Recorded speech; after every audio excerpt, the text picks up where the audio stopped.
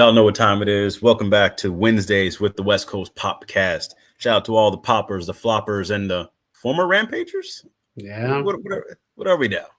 We're trying to figure it out.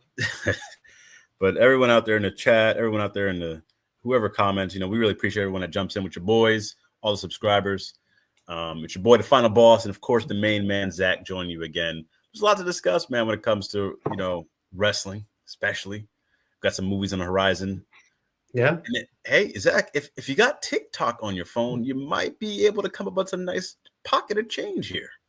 Really? Well, yeah, we'll get into it. But all right. As of course, Zach, how's everything going with you? It's good. We're surviving the fires. Like we just talked about, Yeah. There's another one up north from us. So if you know some people up here, keep in touch with them, and of course, look into legit ways you can help out, like the American Red Cross or the LAFD official site. So other than that, it's getting a bit better up here. Yeah, for sure, man. Same thing. The air quality's been, somewhat better than the past few weeks. So just, crazy time for the beginning of the year in LA. But shout out to everybody. Hope everyone's staying safe. Hope everyone's New Year's going well.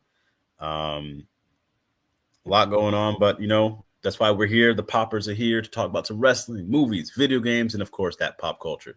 So definitely join with your boys. Definitely want to be more consistent with these on Wednesdays. A crazy hectic schedule. As you guys know now, I took part in some Beast Games, if you will. So a lot of stuff was going on with me. Zach has been killing it on a comedy tour. Zach, at some point, you got to go solo. I know, starting up again soon. But Wednesdays and Fridays are always free for me. Yeah. So, and then recently we did have Zach's farewell tour at Rampage. That was something nice. That was crazy.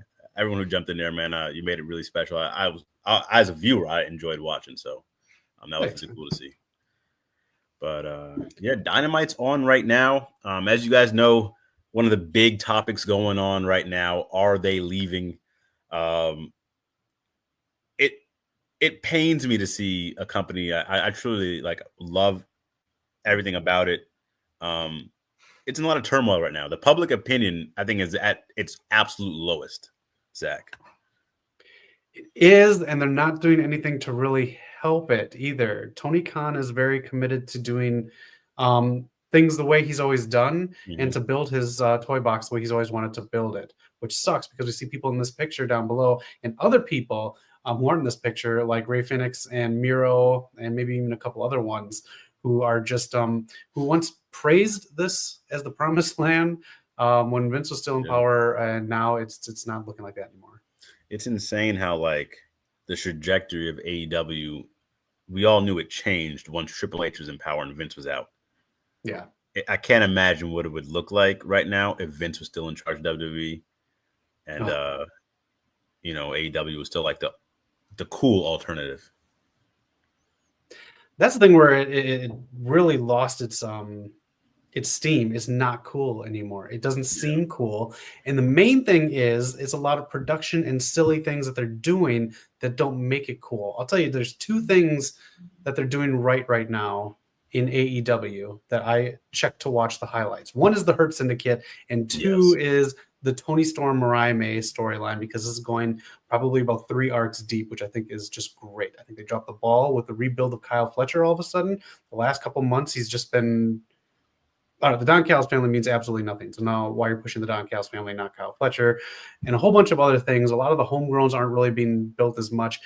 Tonight you saw Hangman come out for MJF as he just got wasted on with Jeff Jarrett. No offense to Jeff Jarrett, but you're wasting some of these originals. And then you have one of your biggest original women possibly in some heat, possibly done with AEW. We don't know the full story, but that is the rumor mill. Not just the biggest, Zach, the first signee, and they took that all the time. And it felt like ever since when she was gone for a long time, it felt like something was weird. Then she explained it was a medical condition. We're like, okay. Yeah. Then she had the match with Mercedes, and she was gone off TV. They don't show those highlights no more. They don't talk about it. They don't mention it. Nope. And then it was like, okay, what's going on with Britt? They brought her back, I think maybe for a match or two randomly. I think she feuded for maybe she had a quick feud with somebody. Then she had the Serena Deeb incident where she was like, nobody cares Yeah. into the camera. And then she was gone since then. And then the Adam Cole breakup, and now people are posting weird shit about that online, which she's trying to defend herself on. So a lot of weird stuff in there with Britt Baker, who I thought was going to be the main person behind Kenny Omega in AEW, even before MJF was one of their main people. So this is very baffling to me. But again, you have to have people that manage things as a whole too, because if you let talent do whatever they want, then you have someone win a big match, a big women's championship match, into a cheeseburger promo the next week on Wednesday. Gotta have checks and balances here with the talent and who is in charge of booking. I will say this, and it kind of resonates true. I don't know if you guys know Shannon Sharp, a football player, podcaster. He always says certain things like never accept anything in a win that you wouldn't accept in a loss. So when AEW was hot, they were on fire. There were production issues. Like you just said, when Britt won a championship, next day we're going to the cheeseburger stuff. But they were hot, so we excused some of that stuff. Now that they're cold, now that they're kind of losing, this stuff is like glaring and it's evident. Yeah. And one of the big things, and when Cody left, once you win the championship, what else? Like, there's never that next step in story. There's no stories without the championships. Britt was a champion. She kind of just, after that, kind of was just hanging around. Now the fans are turning on her. Yeah. Chris Jericho was hot in AEW. Now the fans turned on him. The fans tend to turn on these characters that, we had loved at a certain point, and we don't know exactly like how to fix that. Another example, Hangman Page, who's still on fire. No one's turned on him yet. Yeah. But what else is he to do? I feel like there's nothing else for him to do. And he's on fire right now. He's been on fire for months. So that is the weird thing, because what is he going to do? Because he's in a weird spot where he almost needs to keep topping what he's done with Swerve when he totally shouldn't be doing that. Yeah. So he does need some kind of story arc, like some kind of like Cowboy Gone Wrong or weird, or like, I don't know, still some John Marsden stuff from Red Dead. I don't know, but like give him, especially him. You could do. I actually really enjoyed the quick program he had with Christopher Daniels. It was a solid match to me. It was Chris. That was, I think, Chris's last match. That was how he went out. And Chris is a stand-up guy, so I thought it was solid. The other thing too is, like, we used to praise AEW for how tight-knit they were, the storylines. They wanted to keep the wins and losses. They wanted to keep all the storylines like making sense. And then what happened a few weeks ago? We had Moxley and his crew team up with Jericho for no reason. Killed all credibility. That's the next slide I have. We'll go back and forth between these two. That was it. Made absolutely no sense for the character. And before you go on, Mr. Paul, how are you doing? Glad to see you. Hope you're all right. And Millennial Noob, always a pleasure. We're talking. Yo. What's up, guys?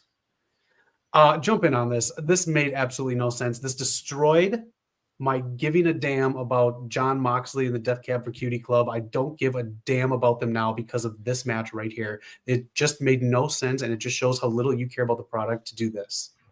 Exactly. And like, one of the things I gave Tony credit for was doing his random pairings, because they tended to work. The Acclaimed, for example, it's a random pairing, but like, it feels like he's spamming that button, or he might have got lucky at a few things, And again, I love AEW, and it's just, I see all the discourse going on, and I just want them to get back to when they were hot, when they were clicking on all cylinders. Because right now, WWE is just putting a stomping on them in all aspects. They are, and they're giving boots to AEW even like to help out, because this is so this match pissed me off so much. This is like if you gave Jason Voorhees a job as a camp counselor. That's the point of this match, teaming Jon Moxley with Chris Jericho. I hated this. And if before we go back and talk about the people that might be leaving and their stories, the other thing too is the miscommunication between Tony Khan and what's going on around him. Grand Slam ticket sales didn't really measure up, so they're moving the event, right? Yeah. For me personally, I let this slide. It happens. You never know it. You can forecast stuff, but we both worked in an industry where you forecast what's going to happen over a movie weekend. Can't do that. Can go either way. But now you're not even talking to Warner Brothers. So now Grand Slam, which is going to air later as a Collision replacement, is now airing at midnight because you didn't know about the All-Star game airing on your network. What is going on? It went from being a pay-per-view to Collision episode to now being up all night with Rhonda Shear and Gilbert Gottfried. That's a throwback for anyone who's really old. See, these are the type of things like you got to. I know it's still a startup company, so there's gonna be some issues. It's only what this will be the 6th year. Give or 6th. take.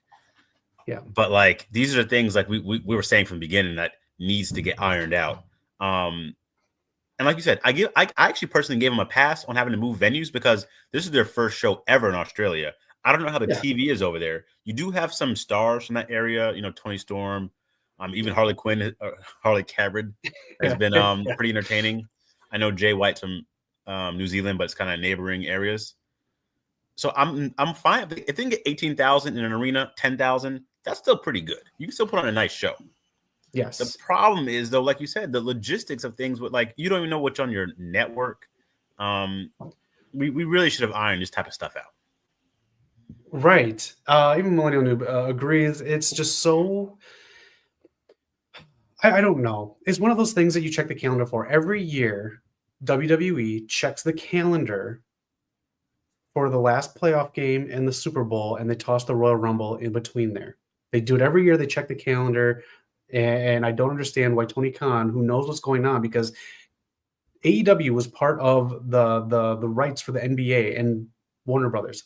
AEW was we talked about this and everyone kind of looked it up already, but the money was shifted because of the NBA rights and the deal with that. Yep. So that's a huge part. Why are you not checking with the schedule and figuring out what's going on with the NBA? Regular games always happen. We get that. It works with Collision, and you get that.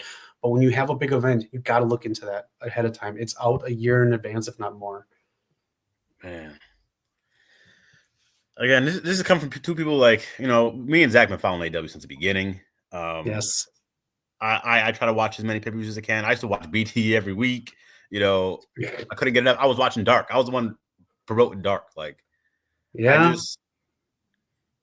Again, it's still great stuff. It's just like the little things are now becoming glaring because it seems like whatever they throw out there is not really getting the right attention, and it's always going back to like the negativity, which can go either way. As long as like they can become the hot product again themselves, I don't care about the online discourse at all. They just got to get their stuff together, and eventually it will turn the tide. Right. Just keep putting on decent stuff. Don't book stupid ass matches like Moxley of teaming with Jericho. Mr. All Power is stating about Kenny Omega. Kenny Omega to me is probably one of the most elite, I'll use that word, I guess, wrestlers in the world. He should be booked like that in AEW because, again, now we definitely don't know how much time he has left. So he should be booked as their biggest star of all time. And I think those are some things that they need to do. Don't be afraid of booking people as stars. Yep. I'm glad you actually mentioned Kenny and Mr. All Power because he became one of my favorites of all time during his New Japan run, Bullet Club stuff, Okada matches. And when he went to AEW, they nerfed him. Like your biggest star, your Roman Reigns was getting nerfed. Your Michael Jordan, let Kenny be Kenny. That's all you got to do. When he went to New Japan, he had his return match in New Japan. He didn't even have his return match in AEW. He gave Gabe Kidd his best match of his life. Like, and he's such a good guy. He truly is. Like, I don't understand not letting your people be them. And I don't know if this is true or not, so I don't want to speak on it too much. But I remember like someone recently said they didn't really care about the booking backstage. One of the like higher ups was like, "Oh, you're just on the mid card. We don't need to do all that." Something along those lines. I'm like, every aspect of the show matters. Every. Even WCW, when it was going downhill, Eric Bischoff paid attention to the luchadors. I mean, that was a big reason why Ray coming over was even a bigger deal. You have to look at every aspect of the show. But again, a lot of people could be leaving.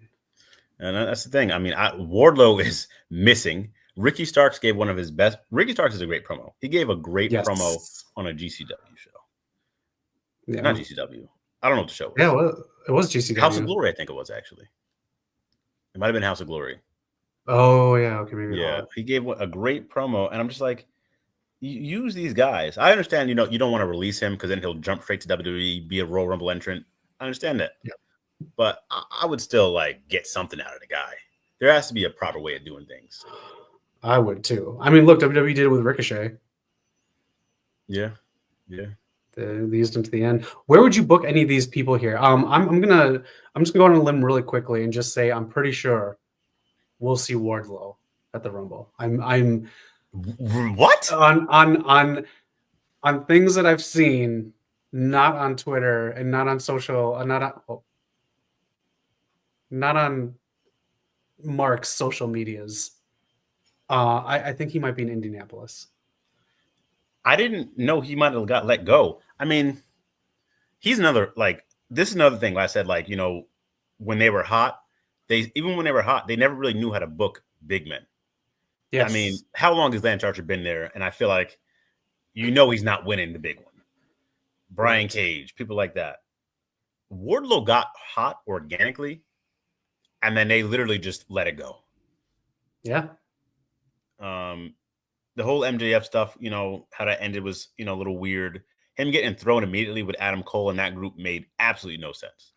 Nope. The entire Undisputed Kingdom are like all best friends. Wardlow being there, being the big man, really made no sense. Nope. And we haven't seen him since. If he really is done with his contract and he goes to WWE and ends in the Rumble, I think he gets a massive pop. I think people might remember. I think so too. I feel like I would put him in NXT though, because I can't see anyone really defeating Obafemi. Ooh, okay. Imagine that face off. Just saying. You can build that face off for the NXT before SummerSlam. You can sell it wherever you want to put it. That's a good face off. And he doesn't have to come in right away and win, but like look at Ethan Page. I mean, he came in right away and won, but like I think the way they handled him, the way they handled some of these AEW signings jumping across have been really well done. Even Lexis King. I mean, I'm enjoying the program kind of what he's doing with Charlie Dempsey. They figured him out. He had a cool entrance and he's a little weird, but they figured him out. And they even have this thing where he occasionally teases going back to the Pillman name. So they got that in the back pocket if they want to do that for the main roster, which they could. And that's the saying, like there's like you can see the steps and levels you got to go through in WWE. AEW just feels like it's a bunch of chaos. You just go anywhere. You can be here, you can be top of the card, bottom of the card, shown like for 3 weeks straight because TK remembers you and not shown again. Like it's just right, and that's the thing too. They in NXT especially, they give you things to work with, so you understand what to do after you lose, what to do to get who's the dude who fought Obafemi last night? Oh my God, why can't I remember his name? If anyone in the chat, hit me up if you remember his name. He started off as a DJ. I can't remember his name. Anyways, they did great character work with him to get him to a title shot, but now he's probably going to be out of the title picture, which is fine. But they built his character like he got injured in the back, right? And then he went to Ava and was like, "Hey, I got injured. Why don't I get a title shot?" She's like, "You're right. You get a title shot." And then he's just like, "Also, by the way, I never got injured. Like he never got jumped. Like he's that cool of a heel. It's smart." Yes, Eddie Thorpe. Thank you. Okay. Yeah. Like that's little things to build your character. So I don't even care if you're in a title picture. Like I want to see some good TV, and that's the kind of things that they do in NXT. Which, by the way, I want to give Ava some credit. She's been killing it as a GM. She's one of my favorite ones. She's doing awesome. She's really good, and I think I told you if you can find her Golden Globe side eyes, they're very funny. Yeah. Shout out to Ova. Shout out to the NXT. Yeah. Brown Breaker, Greater Than World. You got to put them on different shows, but I agree with you. Yeah, that'd be tough. I mean, they could be a team. I don't know. Yeah. The other thing too, like I don't know how they can fix AEW right now and turn it around, but just put out good product, make it make sense. Like I think the random matches, even though they're like matches we want to see, without like a little bit of a build, you gotta stop doing that. Like it kind of gets wasted. Like put some TV time, build behind people, and let's build it towards things up. Let's just change the formula up a bit. And I think like you got to start getting a little distinct with like, okay, this is the world title division. This is the tag team division. I don't even know who the trios champions are anymore. The trios division, like we gotta identify our divisions and work within that because I think there's just too much all over the place. 100%.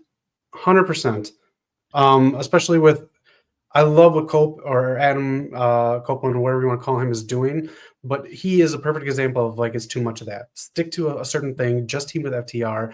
You don't have to team with everybody every Saturday night on Collision. Just he's a good example of someone who wants to help, but what you're talking about, he needs to like follow that.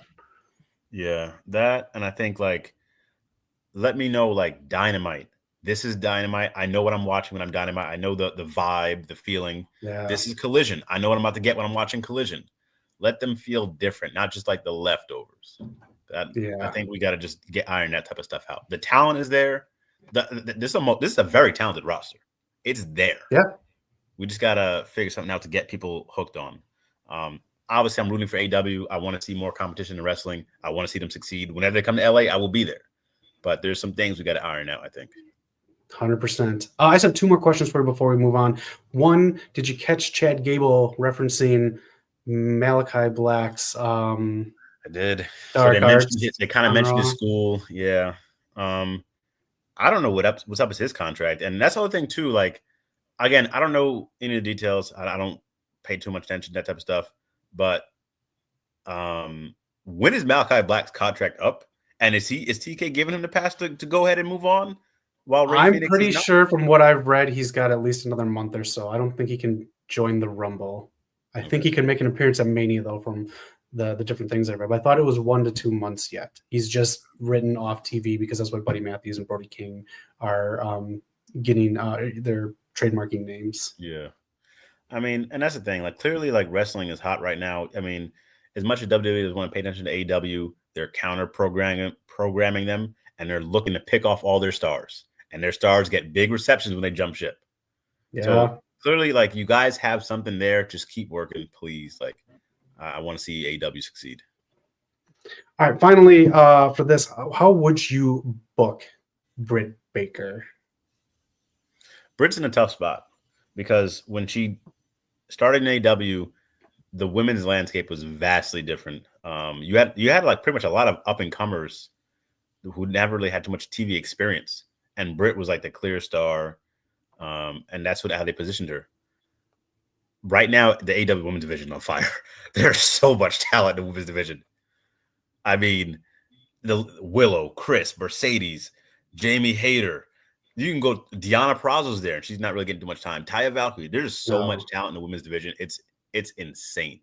So I don't know where Britt fits. Where she stands out, however, is her mic skills. That's what really was her bread and butter.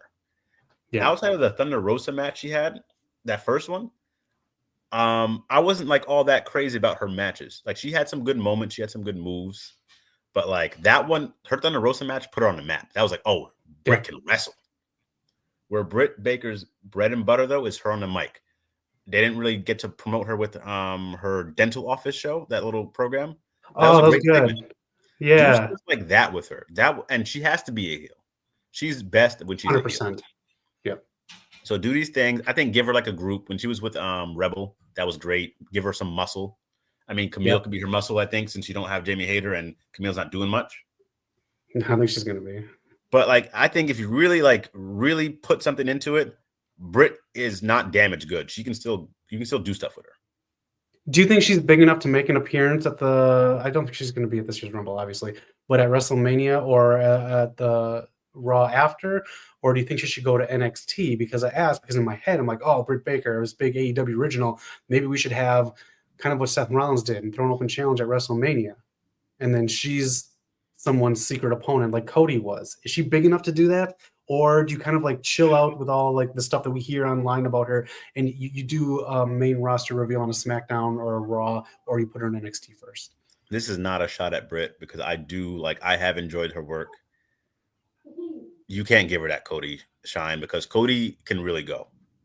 I mean, Cody's not going to wrestle like Omega, but Cody can like tell a story in that ring. He knows what he's doing in the ring.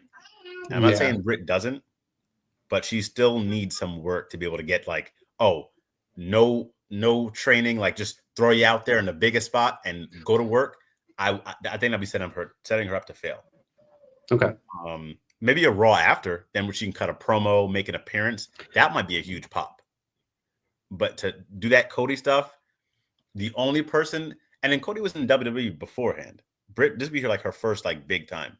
The only person I think that can go in cold like that and really work, I would put like a Chris Statlander. I don't think it's very rare to have someone go in there like that.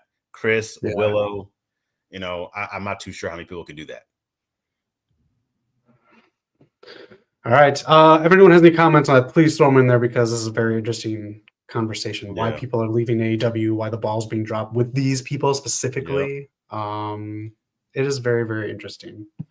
Ricky Why the saying hell is John Moxley? Why is Jason Voorhees becoming a camp counselor? I don't get why he's teaming with Chris. that's the other thing too. I'm trying to buy into this Death Rider storyline. I told you guys I love the pairing of Mox, Marina, Pac, Claudio, even Wheeler to come along. But where are we going? You got to give me a shot. You got to show me where we're driving to. I'm in the back seat, try to look out the window, see where we're going. I think we're in the woods somewhere. I don't know where the destination is, man.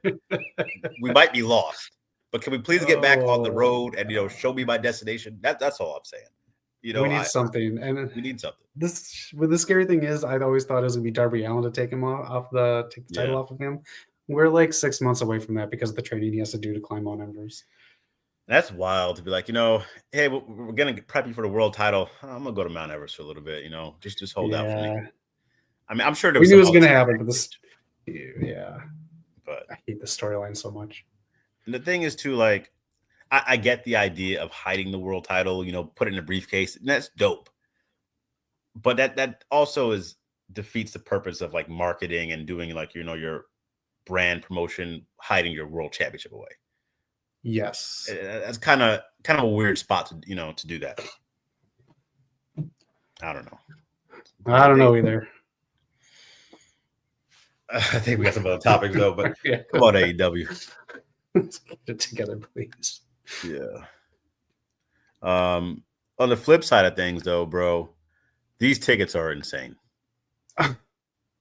Oh, they hurt, Knock. What are we doing? If you have not gone on and checked out tickets for WrestleMania, you can go on and check out the 2 nights and do the math. Otherwise, if you want to go on right now, the code is all WWE, and you can check out the ticket prices for individual tickets. These are absolutely insane ticket prices. If you want to sit in the nosebleeds, I hope you got about $800. Yep. I mean, first of all, I'm not going to talk about the pettiness of all WWE, but they're in Vegas. This is where AEW had their first show, Double or Nothing.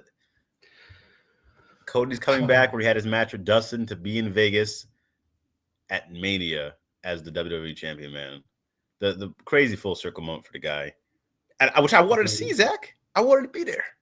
I know, but maybe it's a good thing because we're not going to get Rock and Roman, and that's what I thought we were going to go for night 2 for. So yeah, I'm still holding out hope to see The Rock one day. I've not seen The Rock wrestle. Oh, really? No. I listen, man. I've been waiting. I thought when we went to LA, he'd be there. The biggest star in Hollywood wasn't at Hollywood. Man, he's prepping Moana 12. I don't know, but that was a very weird thing to not have him there. But we all understand why, because that was the last WrestleMania with it. Tatilla, how you doing? Hope you're doing all right. What's up, the TNA Ranger? Listen, nope. We just had a segment talking about AEW and what they need to fix and whatnot.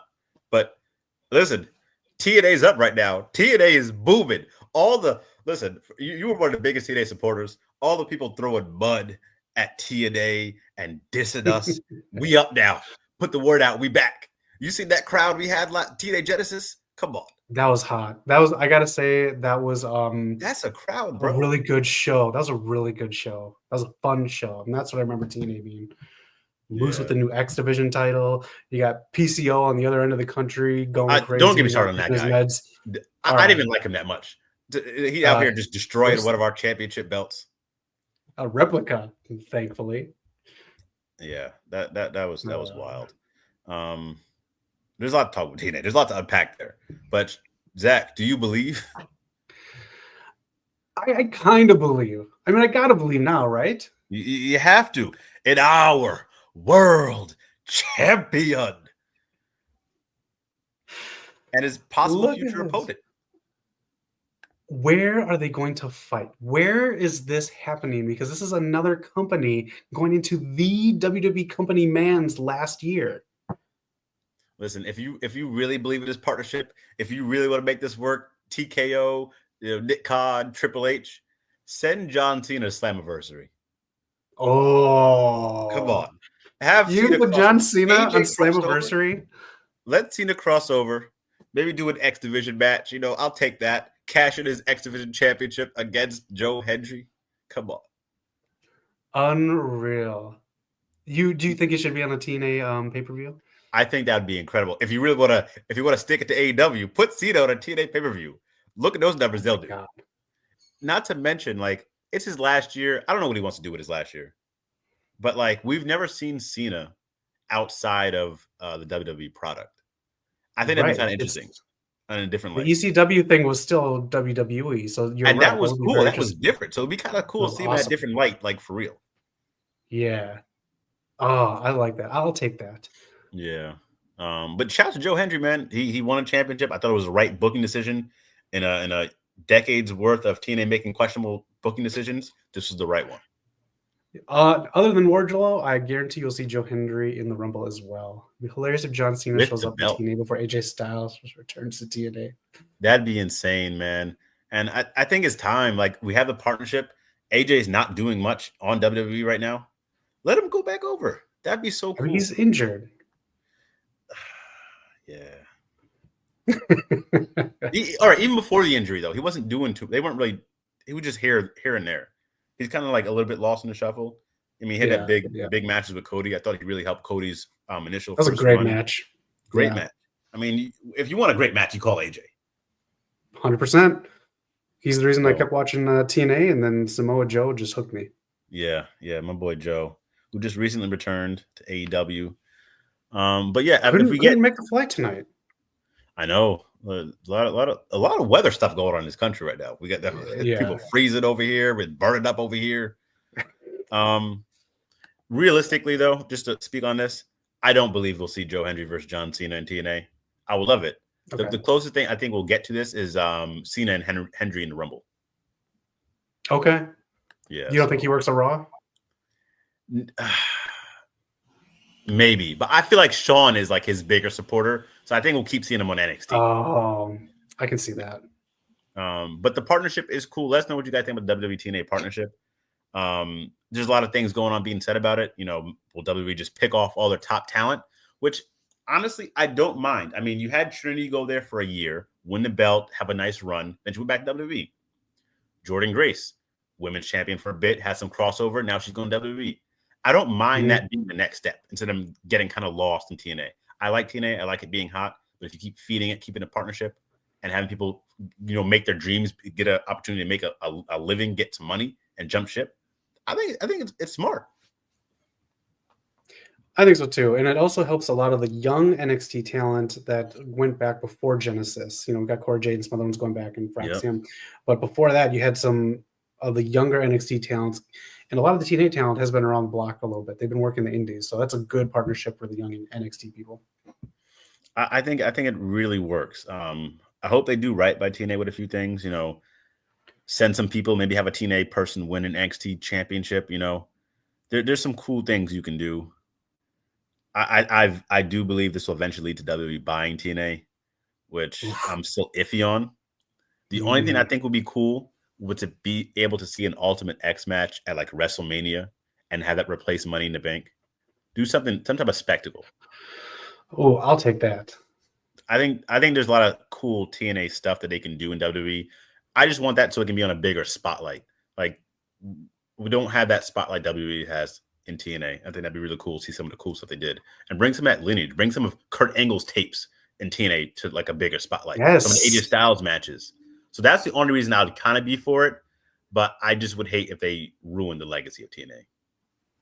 That's true. Also, you could send Hogan back to TNA and he could be Tessa's manager and he can promote a shitty beer there. Oh my gosh. Yeah, get that guy off screen, man. I think they need to smarten up. Don't put him on there. We don't want to. We'll see if they put him on this Saturday. He was doing the TV spots. He was. I think supposed to do something. I think he's advertised to be there live or to do something. I think they might have pulled him. He was just on some other stuff this week, so I don't know if they're gonna use him even as a heel. I think they're just gonna do the sponsorship and be done. Yeah, I mean, you guys, you've outgrown him, man. We don't need him. We don't. No, we're good. Too much is known about him. Even just the industry stuff. So I gotta say, Zach, you might hate the guy, but I think Cena's a better representation than this guy. Yes. Yes. What else we got going on here? Speaking of which, for those who did tune into me and Zach's reviews we used to do, we got a lot of shows coming up, man. I can't wait to get back on this. Go check it out. Last of Us is coming back this year.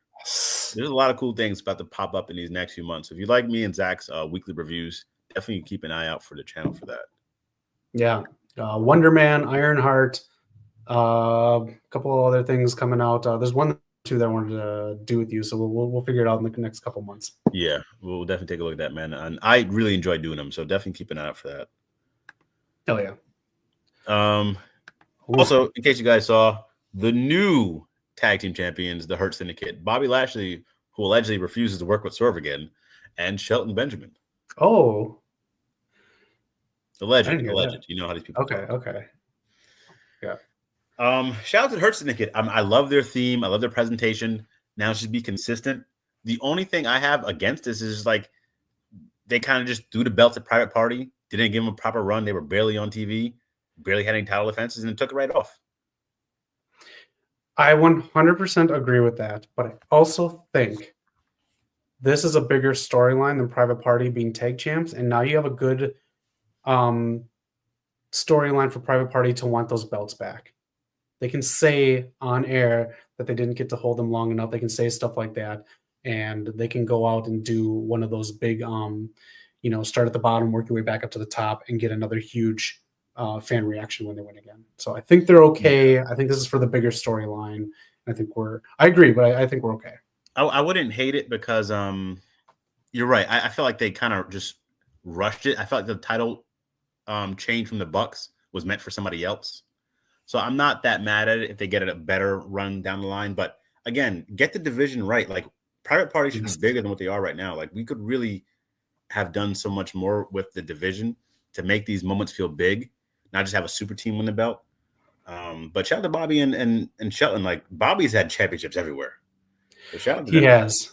He's probably the best resume in wrestling, if you don't want to count someone like John Cena. All around in every company, he's got probably the best resume. His resume is incredible, and I think it goes under the radar.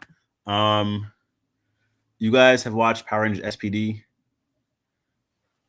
I'm pretty sure I did. I did watch this one. I think it was one of my favorites. Don't quote me if I'm wrong, but was it the guy where the Red Ranger kind of had dreads? Is that SPD? I confuse that if that's SPD or Overdrive, but that one was one of my favorites. That guy is actually a really cool actor. He's been in a lot of shows I liked. He plays a villain pretty often too. Okay, we're in SPD's timeline, and yes, okay, that one was really good. I did enjoy that one. Meanwhile, if you ever see the show called Graceland, it came up on USA Network. He's in that show, and he plays an undercover, I think they work for the FBI or something like that. He's really good in that too. He plays a dark character, so it was cool to see him in that. And then there was another show he was in. If you see The Rookie, he plays a villain, a drug lord in that one. He's everywhere, but that was one of my favorite ones. Let's not forget The Wild Robot is streaming on Peacock tomorrow. Shout out to Hassan Terrell, man. What's up, bro? I know Level Up is gone. I know you really enjoyed that, but shout out to you. Will you check out The Wild Robot, Zach? I definitely will. That got some of the best reviews, kind of in the realm of the Iron Giant. So I'm looking forward to it. Well, they're making a sequel. That's tough to live up to. That's what the reviews are getting. So they already greenlit a sequel, so it's gonna have another one. Is that good? That's why I want to watch it. Supposedly that good. Speaking of not being that good, brushing it off a little bit, bro. I'm not gonna lie. Well, this weekend I'm gonna catch it. I haven't. I was trying to, but then I found other stuff. You know what I watched instead? The night I was gonna watch it, Joker Folie à Deux. Ooh, pain. Yeah, I lose either way. I have a friend in that movie, but it's not the best. Hey, work is work here in Hollywood. Yeah, Check out The Lioness on Paramount. I heard good things about that too. Thanks, Mr. Alpara. Is that Zoe Saldana one? I think so. Because if that is, let me look it up. Let me know, Miss All Power, because if that's what you're talking about, I kind of been wanting to watch it because I think it reminds me of Sicario. I don't know if you've ever seen that one, Zach. Yes, it is that one. Okay, Miss All Power got some good taste, bro. Yeah, he watches good stuff. so, for the most part, let's go to the next slide. Next slide. Okay. If you guys happen to have TikTok on your phone, allegedly it's selling for like $50,000 right now because you're not able to download TikTok anymore if you don't already have it. So people are selling their iPhones for like thousands of dollars right now. Wait, you So can't download TikTok anymore? allegedly you can't do it. It's only on phones that's already had it that it's working. No, really? So people are selling their iPhones. If you want to make a quick buck. This is wild as hell. Are you serious? This is what's buzzing on the internet. You know, it could be true, it could be false, but people are doing this. No way. Yep. Shoot, I may sell my phone. It's insane. So hey, if you want to go to Mania and you have TikTok on your phone, here you go. You can't post about it, but you can get there. Yeah. Oh man. And of course, this one from my boy Noob. You seen Sonic 4 got announced for 2027.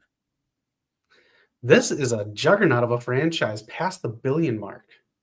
It's insane. And I never thought it would like when they first dropped Sonic 1 and they showed the character model for Sonic, it looked terrible. They corrected it. The movie was good. And now they have a full blown franchise. You got Knuckles on Paramount with Idris. You got Keanu in Sonic 3. And everybody wants Carrie loving coming to work. Oh, yeah, exactly. This is pretty wild. The Happy Meals just ended at McDonald's, but the next ones up are Pokemon ones. If you saw the videos online of people raiding Costco's and jumping crates of Pokemon stuff, get ready for your McDonald's. And if you want to sell something big to get your Mania tickets, they have Pokemon cards in there. You can look online which ones are in there. They're in a pack, so you don't know what you're getting. But McDonald's Pokemon, I do believe, is next month. But check it out if you want to get some Pokemon stuff or if you want to sell some stuff online. Pokemon's been huge my entire life, man. So I'm all for it. Yeah. I don't know about you, Datilla, but for me, it's been Pokemon and Power Rangers that have just been going crazy my whole life. Damn. Long-lasting franchises, man. I grew up with like G.I. Joe and He-Man, and those had about 5-year shelf life. They try to bring G.I. Joe back with some of those Channing Tatum movies, but those are terrible. Yeah. As a fan, I was angry in the theater. Yeah. I was so angry. I was crunching like the kernels of my popcorn. As I was done, I was just like hating on it. Yeah, it's something else, man. What was I gonna say? Some other franchises. Did you watch Squid Game season 2? I haven't watched it yet. Everyone keeps telling me to see it because they said it's even better than season 1. I liked season 1. Season 1 was brutal, and what was the word? And that was supposed to be it. They kind of brought these from scratch, and I didn't think it would be that good, but I'm hearing really good things. All right, I'm hearing mixed, and then season 3 is going to hit later this year, and then supposedly be done until their American director is going to do an American version of it on Netflix. But Knock, why watch it? Because you lived it. Yes, sir. That is true, actually. If anyone doesn't know, yes, I was on the Beast Games. Crazy experiences, kind of very similar if you were there to Squid Games. Like this was going, no one was dying. Let me be clear, but it was wild stuff going on. Crazy experience, man. I am player 149. It was one of the craziest experiences of my life. I will say that. Like we were going all across the country to different countries, just competing for one prize. You met all these different people, and it was just like I can go on and on, man, about that experience. It was a great experience. That's awesome. Fucking worldwide Knock doing real life Squid Games. That's so damn cool. Yeah. And he just did it. You didn't know what was going to happen. You didn't know what you're in for. No. Everything was shrouded in secrecy. It was shrouded in secrecy, and it's like I feel like it's like the ultimate social experiment because like no one knew what the games would be before each challenge, but everyone was speculating. So for hours, we're just sitting there just speculating, and everyone's wrong.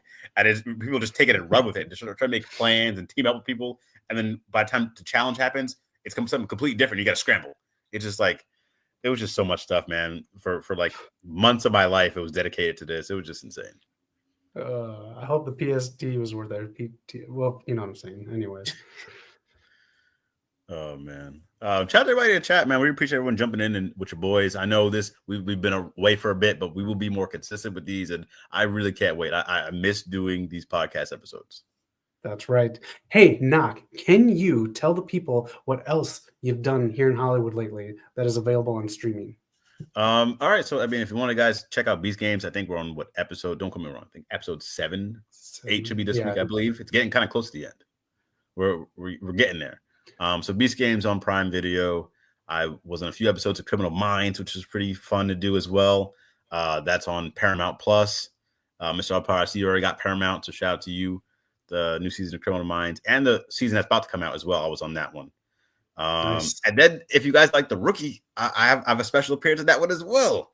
So The Rookie should be coming out. That's on Hulu, so definitely check out The Rookie.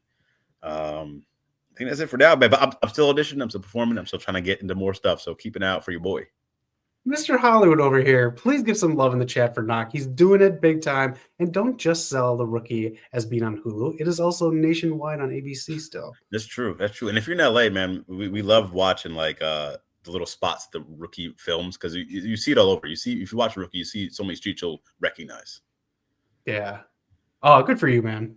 Another Rookie franchise, another Rookie spinoff is coming, so maybe we'll see some more work from you down the line. Hey, man, I would love it. I would love it. That was cool. That was cool to be on because I actually watched that show, so it was cool to like see some things that I. Oh, and then if you guys, so the day I was filming for that one, that was Lucy Chen. I forget her real real name in real life, but that was her birthday. So they brought a cake on set, and it made it a whole thing. It was cool. Nice, very cool. But hold on. We're not going to stop there because yes, I've been trying to do my best out here and still working. But my boy Zach is killing the comedy scene, man. Tell us about some of your stuff and your experiences with your stand-up, man. It's just wild. Stand-up is very. I don't even know how to explain it. It's very fun. It's very lonely. It's a mixed bag of stuff. Improv, I've been doing a lot of that lately. I'll be starting up again, doing some stuff with Groundlings. Just did a show at the end of the year that was really great. So I'll be doing some more of that. Got another show that I'm going to be doing coming up in end of winter, early spring. So that's really cool because that's very to me, that's what really tests you. You can't practice, you can't write for it, and you just get on stage, and it's a swim or sink. That's like the true definition of swim or sink, man. I don't know how you build up that courage to do that. Like you just don't know how it's gonna. Like I don't know. Like literally, the spotlight is on you.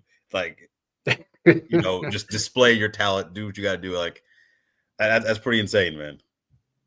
The biggest thing is to always remember that whoever you're on stage with, or whoever you're in a scene with, or whoever you are streaming with has your back, and then you're gonna feel nice and comfortable. Yeah. And like General Okoye said in Black Panther, "Don't freeze." Yeah, that's super funny because in our last show, some guy froze. And... oh man, yeah, that's all right. It's all good. Got to give him props for performing. Yeah. And just speaking on while we're on the Hollywood train, man, one of my favorite directors of all time. Obviously, I can go down a list: The Prestige, Dunkirk, Batman, Memento. Inception. Memento was insane. So many movies from this guy, Christopher Nolan, who I did get to meet in real life. Cool dude. He's back with his other movie, The Odyssey. And if I can pull up this list, Zach, this cast is about to be insane. I mean, we have the Punisher himself right there, John Bernthal. We have Tom Holland. We have Zendaya. We have Anne Hathaway, Matt Damon, Lupita Nyong'o, Robert Pattinson, and Charlize Theron. This is big. I'm not familiar with The Odyssey. Are you, Knock? Oh, I love this book. Yeah, this book is incredible. This is one of my favorite. So you psyched for this? Can this be done in one movie? You can split this up. Okay. I unless you want like a 5-hour movie, I think you should split this up. It depends on what Nolan wants to do. You can get away with 2 parts, but this is incredible. Like it's one of the greatest books. So many people draw inspiration from this book in a lot of their different like themes of their movies. Funny enough, because it's Tom Holland, it is about a homecoming. So it's really, really something good. People study this book. It's one of Homer's. I think they call it like Homer's Iliads. The Odyssey is really, really good, and there's so much you can do with it. So I'm curious how he goes about it, because I mean, I think the events in the book span like decades. Shit. Okay. Yeah. So do you see some people playing other people's older and younger selves, or do you think everyone's just going to be their same character throughout? I'm Some very people are. curious how Nolan goes about this because I don't know if he wants. I feel like going just straightforward, like telling, oh, the beginning, middle, end. I feel like Nolan might want to play around with it a bit, so maybe we can see some of that. Okay. It's really tough because there's a lot of stuff that like the Iliad goes into, and it centers around. First of all, I will say it centers around like a little bit before a big war, and then but the majority of it is after that war and someone Odysseus himself trying to get back home and all Okay. that the struggles he went through. Okay. Yeah, the book is incredible. Okay. All right. This cast is Yeah, and it's stacked. So biggest. this might be his like most ambitious movie, I think. Okay. We'll definitely see. I have no idea who anybody's playing, but we'll definitely see how that goes. And if you wanted to talk about some other movies, Zach, I think you recently just talked about some movies, right? Yeah, we talked about some movies. So definitely check out that stream. Yeah, please check out that stream. That was a very long stream. Please jump on that, man. Speaking of which, we also had like checking the mic. Is this shit on? Am I plugged in? We also had some of our tier list, our PlayStation tier list is up there as well. If you guys wanted the 30 years of PlayStation. Yeah, and let us know when is good for you to watch because I've got the Friday night show. Let me know when's good for you on Friday night. We used to do Rampage.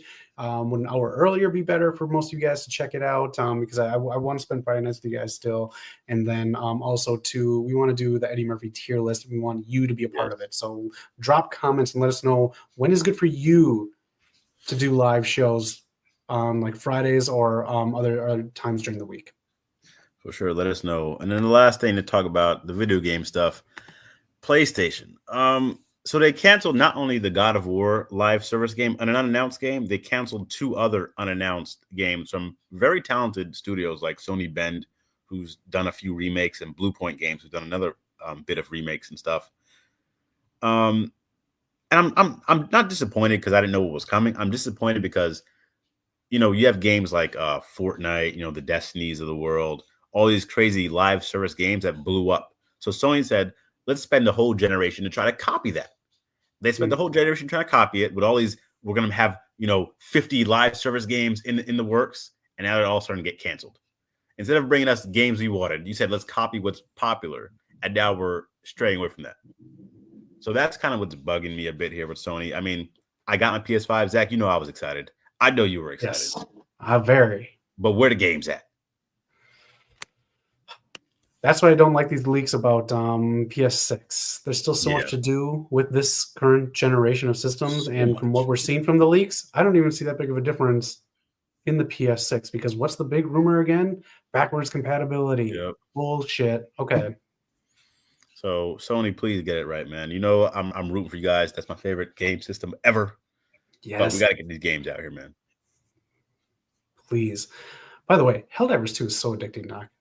So is Marvel Rivals. Okay, yeah, we got to talk about that, man. I have not gotten to any of these 2, but Zach's been killing it on these games. Well, which I get both around Christmas time. Get to Marvel Rivals if you can. I know Eric might say get to Helldivers 2 just because maybe the online players might be waning a little bit. But I'm getting thrown into online games with people and levels that are way out of my league, but it's still so fun and addicting because I only have like 30, 40 minutes to play video games. That or multiple matches on Marvel Rivals gets me my fix. So Marvel Rivals, might as well jump into that while it's hot because new people coming in every few weeks, a couple months or so. Fantastic Four just got added, and we'll get more X-Men soon.